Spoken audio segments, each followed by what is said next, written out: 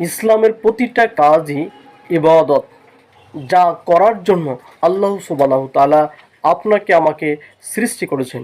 ইসলামে মানবতা বিরোধী মানুষের অকল্যাণের জন্য কোনো নিয়ম নীতি নেই। যে দেশের মানুষ ইহুদি, খ্রিস্টান, নাসারা, মুসলিম, ছোট বড়, রোগগ্রস্ত এবং বিপদগ্রস্ত, সেই সকল মানুষ এদেশে বসবাস করে। 2 মিনিটের আজান ব্যতীত হাক, ডাক, গজল, সাইরেন, বিগুয়েল যা কিছু বাজানো হয়, করা হয়, সব মানবতা বিরোধী, মানুষের অতিষ্ঠ হয়। এমন কাজ ইসলামে নাই। আপনি কতজন মানুষের হাত ধরে ক্ষমা চাইবেন? কেউ অনিষ্ট হচ্ছে, কেউ গালিগালাজ করছে।